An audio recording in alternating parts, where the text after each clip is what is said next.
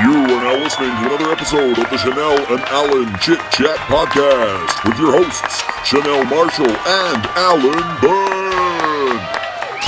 Byrne. These things don't come from nowhere. So it's like, sure. Okay, so when you realize that a new narrative comes up, a negative one, and you're like, okay, what, you have to look at the bigger picture. What now are they trying to distract us from? Or what are they trying to do to divide us as people? Because when everything's going fucking well, and you don't, for instance, like, I believe that yes, there's racism. I get it. It hasn't gone away. Sure. But when everyone's getting on, there's not really that much. You rarely hear of like a racist crime. It doesn't come to the surface. Yeah. Right, and you're thinking, okay, so everyone's getting on. Everyone's just existing together. Everyone's fine. Bam! All of a sudden, we've got a terror attack. Yeah. Bam! All of a sudden, now we've got like, I don't know, just random, like, okay, these a gang of white boys ran down a black boy. Like, as soon as literally everyone is getting on fine and everyone is actually being as one, you have these things, bam, there you go. Like, no, guys, we can't have you guys unified, because if you guys unify and come together as one, you will realize that the government is full of shit. These people that supposedly get so much money for doing fuck all, apart from fucking up the country. Oh, fuck, you guys are going to realize you don't need us. Yeah. Okay, all right, we've got to push something here. Okay, cool. Let's get some random man. Let's give him like tan skin. Let's strap a freaking battery pack to him and say he's got a bomb. Yeah, okay, guys, it's a terror attack. Yeah, okay, now we've got back to hating all the Muslims. Right, okay, cool. So it's all right. Okay, everyone's back to hating the Muslims. Okay, cool. Back to status quo. So we've isolated that group. It's true. It's just like, okay, cool, right. So now we've isolated that group. We're here again. Okay, cool. Yeah. What can we do over here now? Okay, right. So black boys, they all carry knives. Okay, they're all gangsters. They all wear hoodies. They don't know how to wear suits. Okay, cool. They stab each other, and now and again they might freak out and stab someone who's not black. Okay. All right. Okay, guys. Okay, we've got that going. Okay, great. All right, cool. All right. Yeah. Oh no, the white people. All right. What we got for them? No, we've got them scared now. We've got the white people now scared of the Muslims. We've got them scared of the blacks. Okay, great. Okay, cool. Oh no, people are eating too much Chinese. There we go. There you go. We got the full set. Royal flush. Pachinko. That's it. Yeah. There you go. Everyone's getting on too well, so we need to get something in there. What do we want from China? What do we want from China? You know, like, let's push something. Should we make a disease, or what can we possibly do that can make the world be turned on its head, because everyone is kumbaya-ing. Too much. Can't have it. See, I mean, this is, but that's where you and me differ, right? Because you always think that these sort of, it's government stuff and it's planned and premeditated or whatever. My thought on that stuff is more that it's like things that these crises. And again, I'm not naive about the machinations of the government or the plans and stuff like that. But I think it's more like when these crises, or whatever you want to call them, big incidents happen. I don't think they're planned or whatever, but I do think that when they happen, they highlight prejudices that people don't realize are there beneath the surface, that haven't been properly addressed, and that crises bring them, because it's easy to get along and be friends and kind of ignore some of your prejudices when everything's hunky-dory. But actually, in times of crisis, that's when you see underlying issues, negative, whatever you want to call it, like human tendencies. Where did the prejudice come from? Well, again, I think they are pushed from all over the place. When you say to me, me and I'm always like, the government and the higher powers that be, there are people that push these things. Like when you have like the riots and all those kind of things, and you're like, so then you had police dressed up in hoodies throwing bombs in car bombs and those kind of things in cars and setting stuff alight. They were, but that was to kind of like, okay, so it's not just looting of shops. Okay, we have to keep this going. why would they do shit like that if it was organically people saying, actually, no, I'm working off my prejudice, like, or I hate this certain group of people, or it's because of this injustice, or that kind of thing. No, it's them basically gaslighting everyone and going, Good phrase. I definitely. And that's what I think. Yeah, I mean, I definitely think that happens, has happened, probably continues to happen. But I think, in a way, I don't know how would I phrase it. I think in a way, it's, from my point of view, it's naive to think that is what it all comes from. I think it's a combination of sometimes governments gaslighting things, getting people to act in certain ways. But I think that also people are not, it's sad, it's slightly more depressing view of humanity, actually, to be honest with you. I think people have more prejudices, hatred, anger towards their fellow man, whatever it is, inside them that comes out and that they're basically they're the fucker in the pub who's waiting for it to kick off. He might not kick it off, but as soon as it kicks off, he's ready to go. Yeah, of course. Right? I think it's, but then what I'm saying is, I think that it's not, people don't just wake up with that prejudice. It's where it's fed and it's bred in you, and where is it fed and bred from? That's my point. I'm not saying that it's literally, it's just them, but it's fed and bred from them, and then obviously then it's nurtured within self. I get that. Because if you have that prejudice and you're aware of it and you are of good character, you'd want to obviously change that if it is a presumably negative prejudice, I guess, whatever. But I do think it all stems from somewhere, because no matter what, all these stuff that happens, who benefits from it? It's never the person who has that prejudice or whatever. It's always the higher powers that actually benefit from it. Wherever negative happens, they benefit from it. Sure. We as people don't benefit from it. I suppose I'm more the type of thinking that it's like, I think when it comes to not so much stuff about identity stuff, but towards like disasters, like there's this theory of disaster capitalism, which is like basically a hurricane comes through, wipes out all these whatever houses, huts on the village, on a strip of land, on a beach somewhere, and then as opposed to rebuilding people's houses, they come in and build a bunch of apartments and casinos and say, actually, you didn't have the right to live there in the first place. So like that's the way you think of it, as like more so, I think, like people are starting a hurricane, whereas I'm like, people I don't believe as much that the government or whatever it is starts the hurricane, but I do think that people then take advantage of, maybe naturally occurring isn't the right way of saying it, but like, disasters, negative things that happen in society. I mean, I think it's more people taking advantage for their own benefit, but I don't think of it as orchestrated, basically. I think of it as less orchestrated. I don't feel that every single thing is orchestrated, no. I do think obviously there is a little bit of like nature, nurture, that kind of thing. I think that obviously does play a part. But I think the big things, like 9/11, that wasn't a natural occurrence. Okay, that wasn't a yeah, but do you think but do you think that was an inside job? Like, I don't think it was an inside job. What the fuck?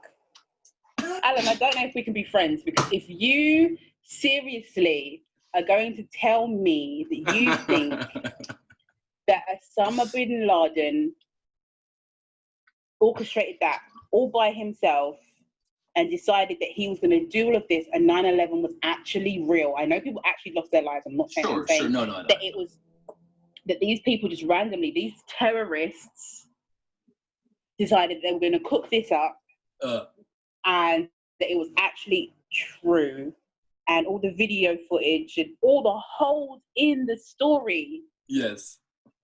And you're going to tell me that you think that was organic, and the fact that there actually was these terrorists and it wasn't man-made in the sense of to do with government. If you're going to tell me that, then I think I need to question our friendship, because But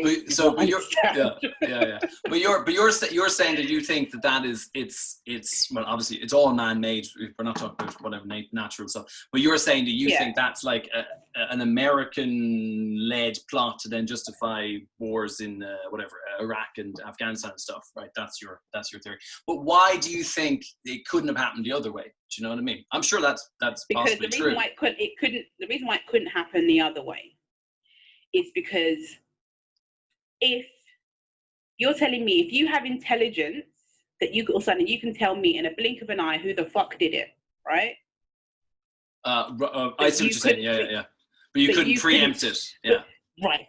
Yeah. Now, every time there is a terror attack and someone decides to strap something to them and blow up this, blow up that, you can tell me in a matter of freaking minutes who the fuck it was, where they came from, what school they went to, when their mother died, what her maiden name was, all that shit. But you couldn't stop it from happening. Fuck off. Yeah, I see what you're saying. I see what you're saying. But couldn't both things be true? Couldn't stuff? See, you again. It's very interesting because your point of view assumes a sort of an all-seeing, all-powerful version of the government. I actually think governments are more incompetent than that. I don't have as much belief in their power. You know what I mean? Not just when I say government, I don't mean the fact of that, like you're talking about, like the Labour Party, or you're talking about, I know we're sort of talking Trump, deep state kind of. Yeah, I'm talking the fact of that, like these people that we have and what we call government, they're just the puppets to what is actually really going on. They don't have any control. Right. When I say government, I'm not talking about the puppets of the industry. I'm talking about the actual big people behind this shit that's got more money than these people put together, that run the shit, that run the bank. I know what you're saying. Yeah. And I don't think that it can be both, because it's not humanly possible that if I can get the information, all of that information in a matter of seconds. Yeah. But I can't stop it from happening. But see, what I would say, I'm monitoring this person. I'm monitoring this person's person of interest. I'm monitoring them. I've been monitoring them for years. Yeah. But I managed to miss when they strapped on their shit, went inside to blow something up. Yeah. I missed that part, but I can tell you all that backstory. I've been monitoring their phone calls, but I missed when they actually was going to do something. Sure. Come on.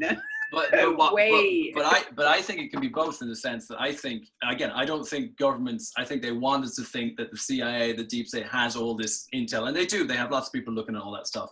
But I don't think it's as well-oiled a machine as it looks. But what I'm saying is, like, you could have, if you don't have the full, whatever you want to call it, like a full deep state, we know everything, everyone's doing all the time thing. And then if whatever it is, 9/11, whatever happens, like, I can make up a bunch of stuff or say I know where it came from really fast and justify, whatever, going into Afghanistan. I can say it's Osama bin Laden. I can say, the weapons in, chemical weapons, or whatever what they call them in Iraq. Like, you can make all that shit up after the fact. Like, you're saying it has to be true. I'm not saying it even has to be true. Again, I'm more on the side that I think shit happens and then people use the shit after the fact. So basically what you're saying is that, like, me, if I choose to say, okay, yeah, I'm going to go and blow something up and then, or cause terror, hence the version of terror attack. Whatever, don't get me started on that shit. And then make sure that you label it. You got to label it correctly because, Sure. Whatever.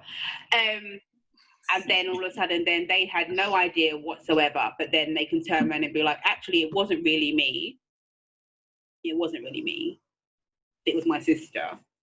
Oh, I see. Yeah. And then they can say that it was her, and they've been following her for ages.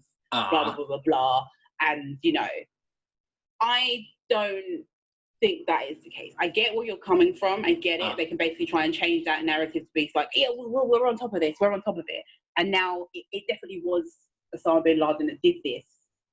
So now we can go and like bomb the place, but we didn't know that was happening. We had no fucking idea. Okay, I get that part, but I don't think that's the case. That's fair enough. Yeah, I mean, again, I think. Yeah. Again, listen, I mean, it's not, I think the thing that's very important to flag about it is, like, my it's my viewpoint is not like I trust the government, they're great. It's more like I don't trust the government, and again we're talking about sort of the deep state government, not like I don't really think whoever not fucking it is. Boris that knows. I don't think Boris is there in the dark room with the lad. He couldn't even get a fucking speech together to tell you whether he can go out or stay in. So I think no. I'm not sure he's running the Illuminati, but again, it's more like I think absolutely politicians, different governments around the world use disastrous events for their benefit. Of course, I do think that's true, and not always true. Sometimes I think stuff, I don't have a completely negative view of all stuff either. Some things do happen organically, of course. Of course. I mean, it would be crazy to say the opposite. To say that just no group has ever acted without it being a government plan is nuts. The other side, and I think it's nuts the other way. Thinking everything is government orchestrated as well. So, but it's just more like my point of view actually has less faith in the abilities of government. I think governments are less organized. It's more like a libertarian point of view. They're not good at their job, basically. I think they're less good at their job. And if they were better at their job, they'd actually be better at the maniacal planning of shit. But I do think it is easier after the fact to take an occurrence, to take a disaster, to take an attack or whatever it is, and then write the narrative the way you want to write it. Yeah, but why does it always swing and sway in their direction? That's the hole in your belief or whatever it is. Well, I mean, it depends on who you say they is, right? I mean, okay, so you're saying it's not, like I'm saying I believe that the government are behind terror attacks and whatever. Sure. Not all, but I would say a majority. I know what you're saying. You're saying that. So, so if the fact is that I'm saying that the majority that they are behind, right? And you're saying that you don't think that is the case. It happens. Basically, yeah. It happens, and then they push it and be like, well, by the way, it was a guy from a country that we want to go to war with, or he's got something that we want. So, right. Why does it always work out that way for them?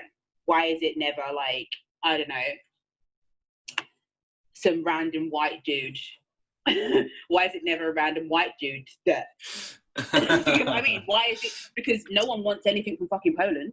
I see. No one wants anywhere from fucking Iceland. Sorry, Poland. Like, no one wants it. Do you get what I mean? Like, no one. Sure. But it's always someone of. Okay. Yeah.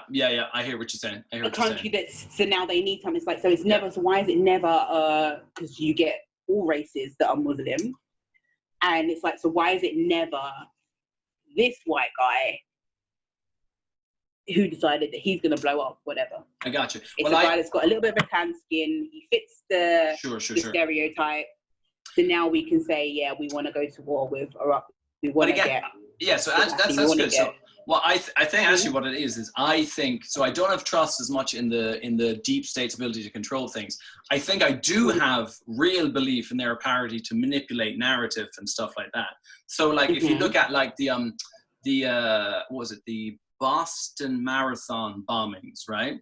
Did you remember those? That was a couple years ago. Those were carried out by two Chechenian, I believe they were Chechenian separatists, right? Which are Chechnya, basically breakaway province of Russia. They present as white or Eastern European or whatever. They are a Muslim minority as opposed to white minority again. But like, actually, America, and I'm saying sort of going down the route of saying what their interest would be, like actually they didn't have an interest in like having a war with Russia or being involved with Chechnya or whatever. So that came out, and then those guys were tied back into Islamic terror through the Middle East, and people forgot about that. So what I'm saying is like, whatever way, even if it is white guys, I don't believe they're controlling the events at the start point, but I believe they're very good at twisting it. So like, even in that case, we could say that they were white people or whatever it is, but like basically transform them into Middle Eastern terrorists. In a way, that's an oversimplification, but you know what I'm saying? Yeah. So like, I more am of the belief that they can twist the narrative after the fact and that they're geniuses at that, more so than I believe that they're actually really good at orchestrating all these events. That's more like where, that's more what my headspace is. And again, I think, because I think you do see different terrorist attacks, particularly by like, white nationalists and stuff like that. And again, they just twist it in a way whereby it's about mental health. This isn't about terror. This is about, you twist it in the direction you want because that serves your interest. And I think that's where, if there's a masterminding, whatever you want to say, like group, I think that's where they do their best work. It's with narrative. It's not with planning shit. That's what I think. Yeah, because I think, so I get that. Because then it kind of stems like in America, where if a white man goes in with a gun, shoots up a place, he's got mental health issues. Sure, absolutely, every time. Like he's,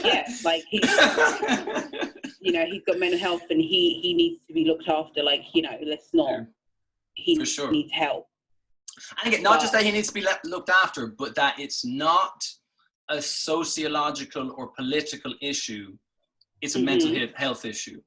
So we don't, whatever was going on with here, like maybe like fucking, I don't know, again, I don't know what the demographics of these people are, but like maybe there's real problems with like young men, white men in their 20s, like sociologically, like getting together, spreading bad ideas, whatever it is, they're a group. They're a group we should look at the same way we're looking at Islamic extremists or whatever it is. But no. It's not about that. It's about an individual and an individu's health problems. Like that's and that's it's not a terror attack. No, it's not a terror attack. Shooting. It's a mass shooting. Sure. But the word terror attack is to basically invoke terror, fear. Dude, if the guy had a tan, it'd be a terror attack. You know what I mean? Exactly. It's literally just like those things. If he'd hit the beach the week before and had a mustache, it'd be fucking. But this is the thing, because like my whole point is like, okay, you were saying about the prejudice and whatever. That's when I was saying that, like, I think that people are fed prejudices. Prejudices, whatever, however you say it. They're fed that because now you're fed at the fact of that, okay, so if he isn't part of any of these groups that we have an issue with and we want to push that narrative of they all need to die and we need to get their oil, then it's mental health and they need help. So if we take the T word off of it and we turn and say it was a mass shooting, then yes, it's still bad and people lost their lives, but it's just individual threat.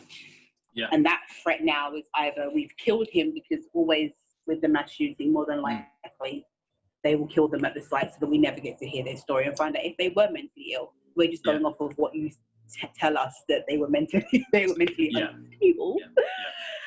But like, it was just that one threat, so it's not a terror attack. Those people that he shot weren't terrified. They weren't terrified. Awful, but it's true. You're 100% right though. That's literally what you were saying. He shot you and you were just like, hey, this is how it goes. He was a little bit uneasy. He was a little unnerved. He was a little scared. He wasn't terrified. Like exactly, like it was an uneasy attack. Like, so horrific, no, like they push that set, and it's just like, and I think that's how they feed that prejudice against people. So they'll see that on the news and they'll be like, so I brown suppose people with beards, they do terror attacks. White man with a gun, it's just a mass shooting. But then, so for me, I think what is, I definitely I agree with what you're saying. But again, I think when we're talking about the they, for me, the they is more diffuse. Like, it's not like a group of guys in the evil chamber. It's more like, cause like the they is like, I run a news station, and actually, like, I know I'll get more ratings if I push. Who owns a news station? Yeah, but I mean, but the government doesn't own news stations. I mean, they can own news stations, but private individuals like Rupert Murdoch, he's not in the government. You know what I mean? It's like, what I'm saying though is, you could run a local newspaper, you could run a newsletter, and you would still have those same incentives. Do you know what I mean? I'm saying like the they-ness is more diffuse. Right? Which makes it more difficult to deal with. I mean, and people have their own, I don't know what you want to call it, like self-interest or something like that, that pushes them towards making not objective, not good, like bad decisions, we'll say, with concocting narrative, that it's not orchestrated. People just do it for their own sneaky reasons. And people at the top do it, but I think it happens throughout all society. I just think it's more of a complicated issue than just a cabal of baddies at the top. No, I think because we're also led to believe that the higher powers that be, like the Illuminati, if you say Illuminati, people are like, oh, you conspiracy theorists. Oh, like, oh, yeah, like, oh, like conspiracies, like, oh, it has to be fake. And what you do, you hide in plain sight. Sure, and sure. That's what and they that's do. a real They thing, man. That's a real thing. That's a real thing. And that's the point I'm getting at. The fact that they hide in plain sight and they basically are puppeteers. It doesn't have to be one man who is controlling everything. But then if you believe in God, then I guess that is God's in on it. Right? Yeah, like that little segue there. Right? So it's just like, to me, I feel that it is more powers that be. It's not just one person, but the people that we come into contact with and the people that we see on a day-to-day basis. And that's why I will cloak them under the kind of thing of like the government or the social media. Those people that we see, they are the puppets. We don't get to see the puppeteers. We don't know who the actual puppeteers are, right, because they're hiding in plain sight. We may think, okay, yes, it's the Rothschilds, like it's all these people. These are the names that we've been given, and we believe that is the case, but it could be more than that. Yeah.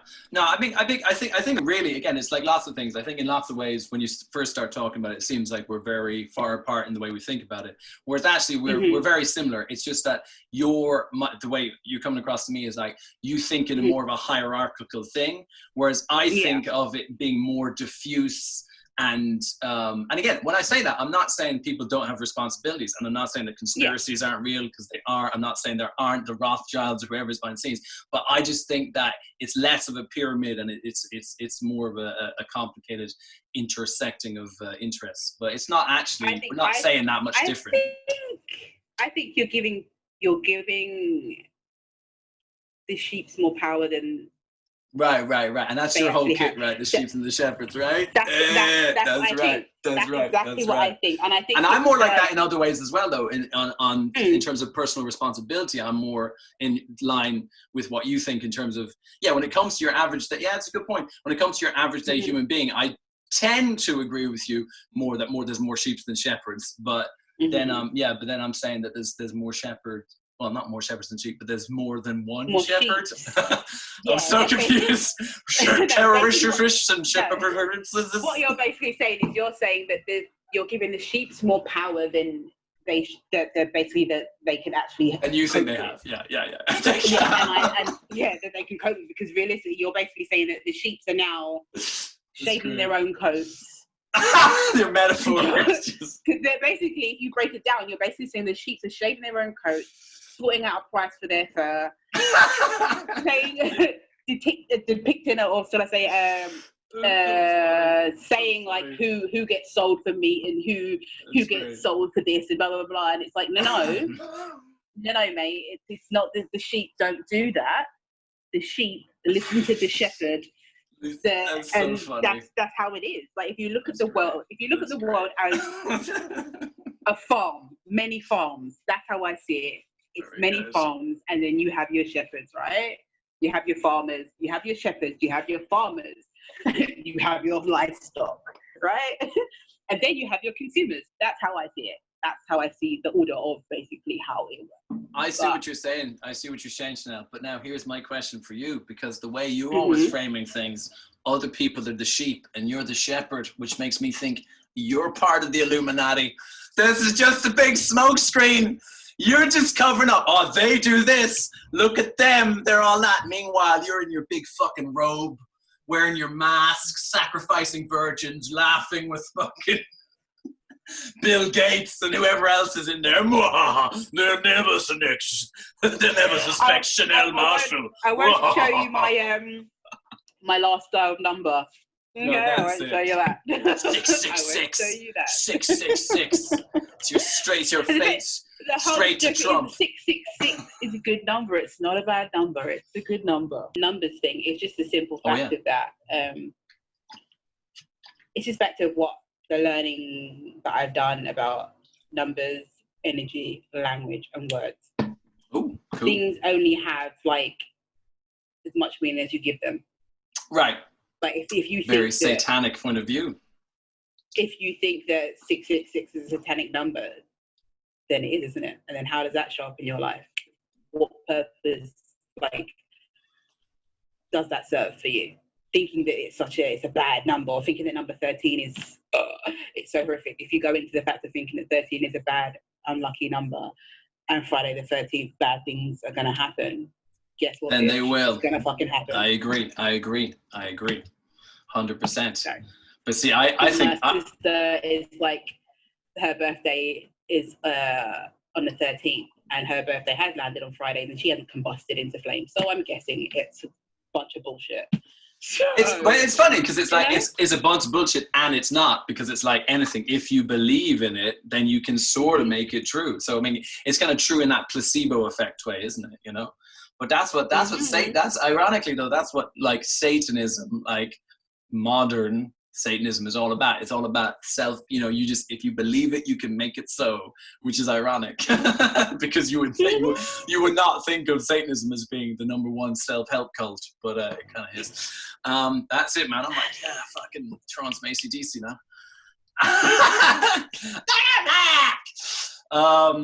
Oh my God, very good. Yeah, but that's it. But the number stuff, numerology thing. So, but do you believe in any of that malarkey? Malarkey, very dismissive. Do you believe in any of it? What would I say? Objectively, like outside of just the power of belief. Like, do you believe in like astronomy? I don't believe in that. I've never heard of it. Like astrology, or I don't know, fucking palm reading or any of that stuff. What do you think about that?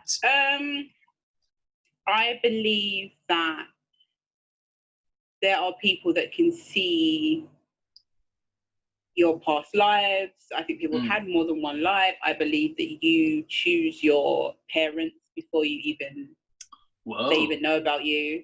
That's cool. Fucking. I think because everyone that comes into your life is there for a reason, and it's to teach you a lesson. It's either they help you grow, or you help them grow, or maybe you grow together. I think that is 100%. Yeah, well, I don't think I'm only laughing because I was into you. Yeah. So yeah, I was. The reason I was laughing is because I was trying to write a joke about something that's kind of connected to that recently. I'll tell you in a second. But yeah, that's interesting. That's interesting. I think 100%, because I think to myself, like, you know, and you'd be like, that's such a coincidence. No. Like, don't believe in coincidences. I think everything happens for a reason. Like, if you have, like, for instance, me and my sister, we weren't speaking for a while. Now, I could have looked at that as, we weren't speaking, woe's me, like, it's a bad thing, blah, blah. Gotcha. No, I took it in the sense that it was a positive thing, because out of that, I grew as a person, she grew as a person. And the fact that when I came back into her life, I came back in at a pivotal point that helped her and also helped me grow at the same time. I wouldn't look at it in the sense of that if I stopped speaking to someone, or we're not friends anymore, anything like that, I'd think to myself, well, it's not a bad thing. It's the fact that now we've run our course, or we need to have that break so you can grow and I can grow, or whatever. You can give someone else your time that you were giving me. I don't think anything is like by chance or whatever. Because like I said, if we didn't meet in the comedy course thing, when I was saying just out of life in general, we wouldn't have met. No, so not likely. Exactly. So I was literally like, that was the thing that brought us together in that point. So it's like, good example. It wasn't just by chance, and that we were the only ones out of that was like, no, we want to do comedy, like 100%, and that's what kept our relationship going. Everyone else, we're still cool with them. But it didn't. They're not on the journey that we're on. So like, they taught us that part. We've learned from them. Yeah, they're there, and we're continuing on. Sure, and presumably from their points of view, you know, they got whatever they got from us, and then they went their direction as well. So they're not just like left in the dust. I mean, it could be the fact that the lesson wasn't for them. Whatever that was. Yeah, so it's for not sure. even like different people at different points. Leaving them in the wind. Yeah, so it's like they were to add to us, not to take away from us, and we wasn't there to add to them. They were just there to add the extra for us. and give us the buffer and be like, okay, right, now you guys go on and do what you need to do. Yeah, not everything, not every moment in your life is like learning, like that trip to Sainsbury's where I dropped the egg made me realize my inner child was hurting. Like, this is like, but like there are those moments or junctures. Yeah, I don't know how I feel about that stuff, because like from like a, so like from a philosophical point of view, whatever you want to call it, like I think the way what you're describing is like a really like positive, healthy way to think about life.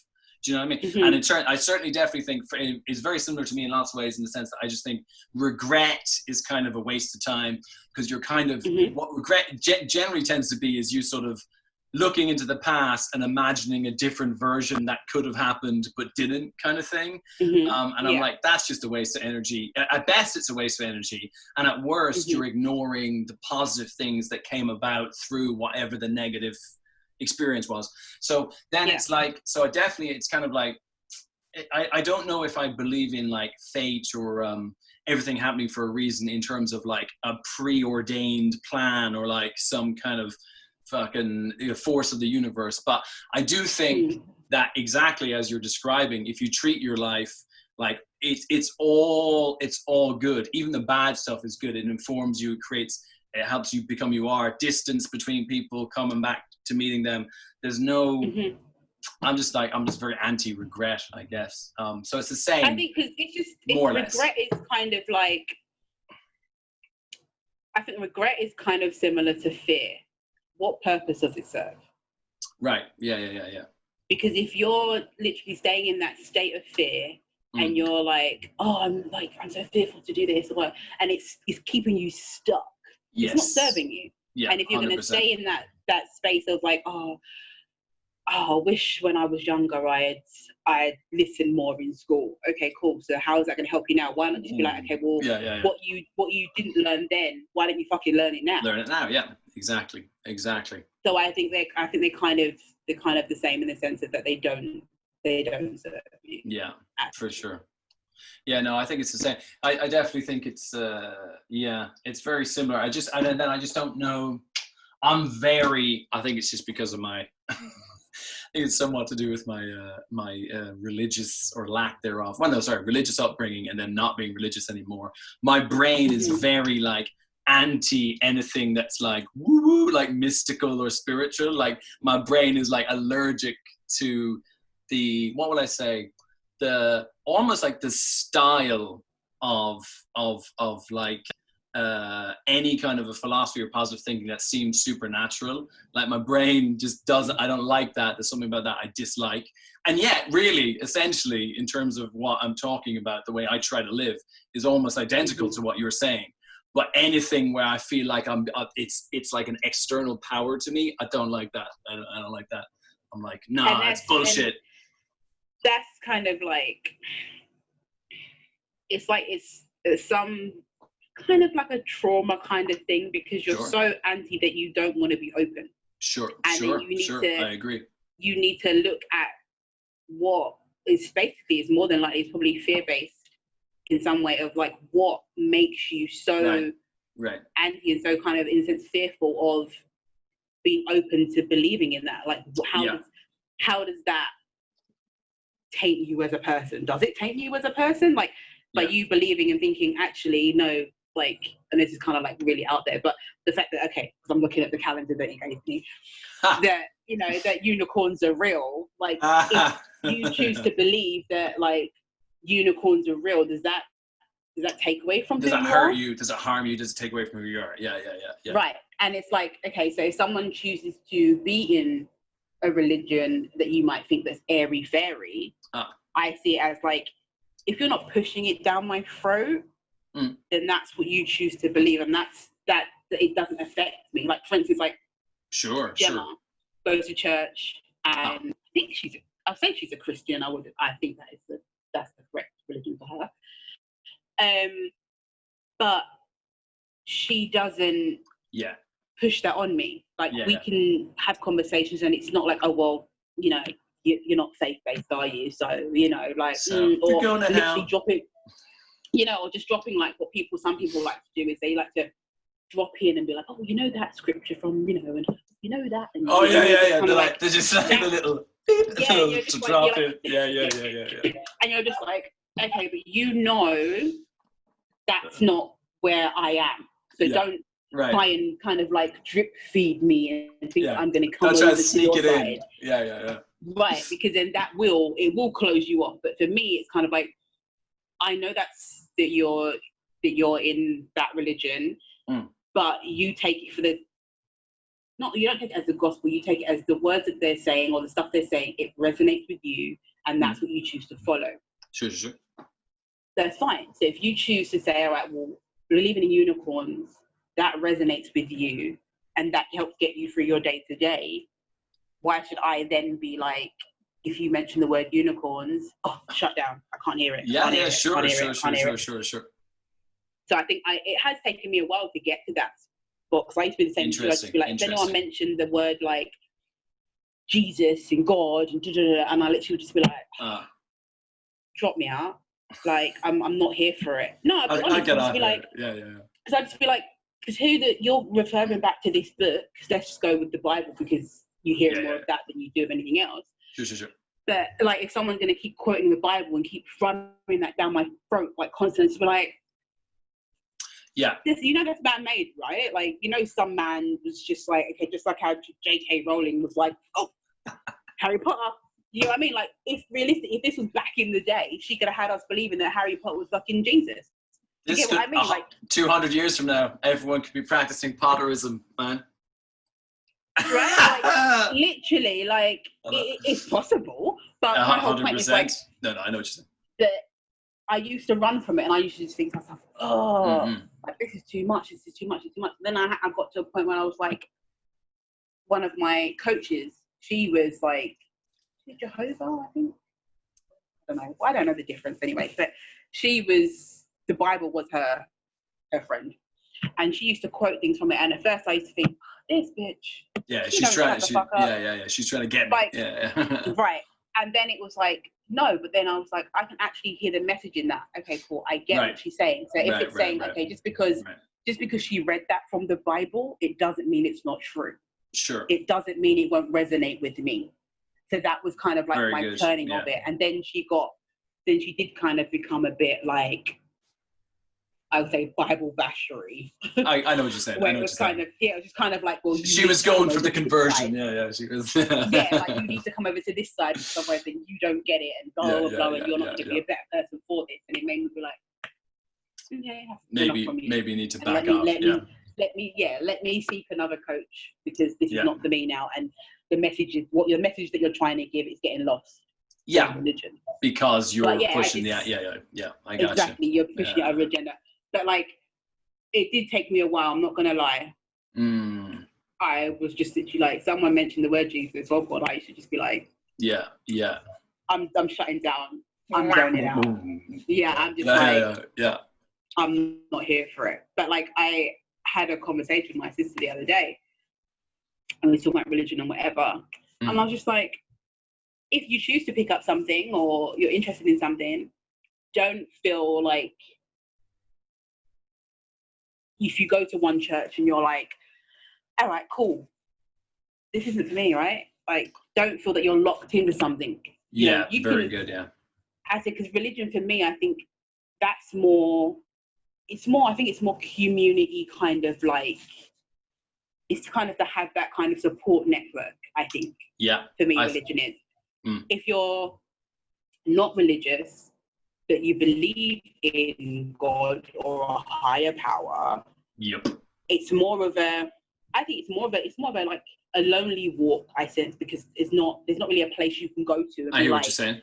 I don't believe in Jesus Christ. I don't believe in like the Quran. I don't believe in those kind of things. But I believe in God. There isn't a place for. There's not really like a center where you're just like, exactly. So I think most people, religion itself is more for that family, that community, that network. Sure. For people to say, okay, so we all believe in the one same thing, so we're together. We've got that. We've got a place we can go to every Sunday or Saturday or whatever. Compared to, if I don't, then where am I going on a Saturday, or even a Tuesday? Where are we meeting up? You know. So I was like, if you choose to do that, like, don't feel like you can like, okay, well, that that church isn't for me, but I'm here now. So like, yeah, for sure. Stuck in. Yeah, I think that's very important. And I mean, one thing you see a lot with people is if when they join, it's funny. I think it can be either thing, actually, right? I think some people get religious because they're interested in the ideas more than the community. And that person might be similar to the lonely walk person to some extent, right? A lot of the time people get involved with religions because of the community aspect of things like that as well. But one thing you notice a lot with people, and you've probably seen it as well, like, you know, you've some people who like when they like buy into a set of ideas, whatever they are, like it could be fucking Tony Robbins, it could be fucking religion. Like when they buy in, they're all in, and then they like fall out of love with it, and then like what? It's just like a relationship, like, and then what they do, they find another one, and then they're like all in on that one. Whereas like, which is, to my mind, when you see that pattern, especially if you see that pattern a few times, it's kind of like you need to think about why you're repeating that pattern, because like maybe again, it's not, you actually want, like you said, you want to be able to engage with ideas, religions, communities, whatever it is, in a way that you don't feel trapped, or you don't feel like that's you have to go along with it because you've started or something like that. You really want someone to be able to accept those ideas because they really accept them, not because they're trying to get something else out of it. But it's complicated, man. It's not one thing. Like you can have that's what I think about it. You have a room full of fucking motherfuckers all either selling Tupperware or like fucking, or like praying to whatever God is. Like you can have 10 people there for 10 reasons. You know what I mean? Like it's not, it's so messy. It's so messy. I'm just suspicious. I'm all suspicious, but I do try to take the message on board without reject. Even though I know I have that tendency to be more suspicious, like I know that it's like built into me. So I do try I try to counter that. Do you know what I mean? I like try and force myself to like, don't throw the baby out with the bathwater, the holy baby. Don't throw the baby Jesus out with the manger or whatever it is. because I mean, one thing I put this quote up on, it was some quote I found in some, I can't remember what it was. It was on a podcast or article. It's a Hebrew quote from, I guess, the Old Testament. I have no idea. And the quote is, what is it? Life is a narrow path across a chasm or something like that. And the most important thing is not to be afraid. Because if you're afraid, you go, whoa, and you fall into the thing. I put it up, and it was up in English, but also below, because I'm pretentious, I copy pasted the fucking Hebrew as well, right? You know, and I was really surprised. Like my couple of my Arabic friends who I knew from Saudi, they liked the quote, and man, they know what Hebrew looks like. They weren't like just like, oh, we didn't even notice that part, because I was like, that's really interesting, because like they were just like, this is wisdom. Like we don't care where this came from. You know, that is from the Torah, or it's from whatever book. And I was like, just made me realize how prejudiced I was. I assumed that they wouldn't, you know what I mean? Like they wouldn't accept that. Whereas that's the right attitude to have. If it's wisdom, don't get distracted by the packaging. Don't get distracted whether it's religious or not. Try to see it for what it is. I mean, that's a great lesson, you know? So. And I think that is a good way to end it. That's a good idea. But also, I need to make my dinner. I'm hungry. Oh, I fucking knew it. I knew it. You full of shit. I can see the look on your face. You're just like, wait for him to come to some kind of bullshit point now. Yeah, come on. So I can kind of like wrap. Get there. Draw it to a close, motherfucker. Draw it to a close. I've got food to cook. What the hell's going on? Next time I'm hungry, you're going to be in the middle of one of your fucking screeds. Yeah, and then people are like this. But then also when you think about society, I'll be like, and that's a great place to end on. I'm gonna fucking shut you down. How you like that?